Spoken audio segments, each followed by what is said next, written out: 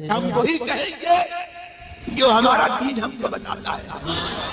عمل کرو تو تمہارا بھلا ہے، نہیں کوئی عمل کرے تو نقصان ہمارا نہیں ہے، اسی کا نقصان ہے. تاج شریعت سلام. قرآن مقدس کلام باری تعالی جو خاص اللہ تعالی کی صفت ہے، اللہ تعالی کا کلام ہے، یعنی وہ کلام جو اللہ کا ہے، اس کے بارے میں اہل سنت والجماعت کا موقف یہ ہے کہ اللہ تعالی کا کلام بھی اللہ کی صفت ہے، کیونکہ کلیم ہونا یہ بھی اللہ کی صفات میں سے ہے. جیسا کہ قرآن پاک میں فرمایا وَكَلَّمَ اللَّهُ مُوسَىٰ تَكْلِيمًا، اللہ تعالیٰ نے حضرت موسیٰ سے کلام فرمایا. تو کلام بھی اللہ کی صفت ہے. تو جس طرح باقی صفتیں قدیم ہیں، اسی طرح کلام بھی قدیم ہے. لہذا قرآن مقدس جو اللہ کا کلام ہے، وہ اللہ کا کلام اس کی صفت ہے، اور اس کی صفت ہونے کے اعتبار سے وہ قرآن اور وہ کلام قدیم ہے.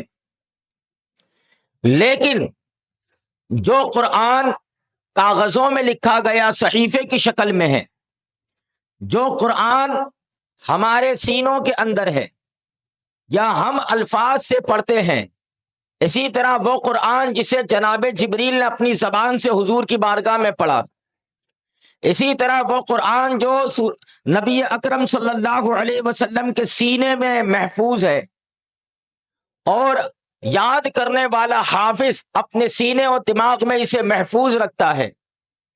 یہ کلام جو ہے حادث ہے، جو پہلے نہ تھا پھر ہوا اور پھر غائب بھی ہو. کیونکہ یہاں جو کلام ہے اور یہاں جو معنی ذہن و فکر میں آتا ہے، اس کا تعلق انسان سے ہے، اور انسان کی جتنی بھی صفتیں ہیں وہ قدیم نہیں ہے، حادث ہے. یہ مسئلہ اس لیے پیش کیا کہ ایک زمانے میں معتزلی فرقہ جس کا صدور عہد صحابہ کے بعد ہی ہوا، معتزلہ کا یہ عقیدہ تھا کہ معاذ اللہ قرآن جو اللہ کا کلام اور اس کی صفت ہے، اسے یہ لوگ مخلوق مانتے تھے. معاذ اللہ رب العالمین، اللہ کی کسی بھی صفت کو مخلوق ماننا، یہ اللہ تبارک و تعالی کی صفت کو مجبور اور محدود قرار دینا ہے، جو نہایت ہی غلیظ اور گندا عقیدہ تھا.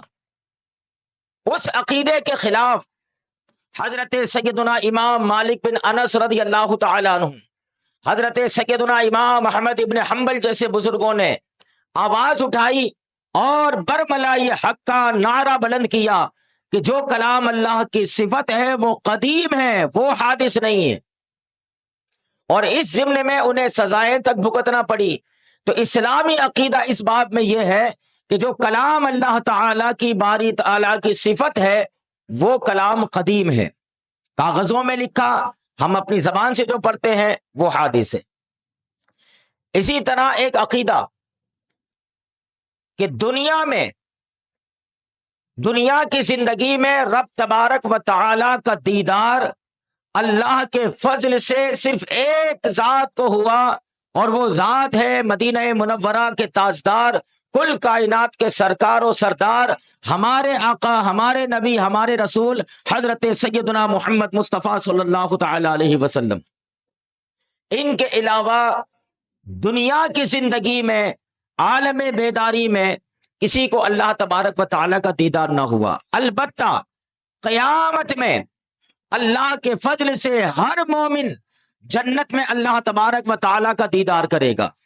قرآن پاک میں ہے وجوہ یومئذ ناظرہ الی ربہا ناظرہ، کہ اس دن کچھ چہرے شاداب ہوں گے، شگفتہ ہوں گے، کھلے ہوئے ہوں گے، تر و تازہ ہوں گے اپنے رب کی نورانیت کا دیدار کرنے کی برکت سے.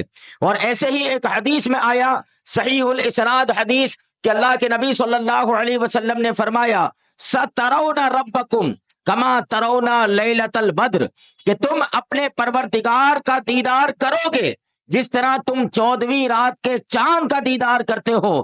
یہاں 14ویں رات کے چاند کے دیدار کی جو تشبیہ دی ہے وہ اس بات میں کہ 14ویں رات کے چاند کے ہونے میں کسی کو بالکل بھی شک نہیں ہوتا، اسی طرح بلا شک و ریب یقین کے ساتھ ہر بندہ مومن اللہ تعالیٰ کا جنت میں دیدار کرے گا۔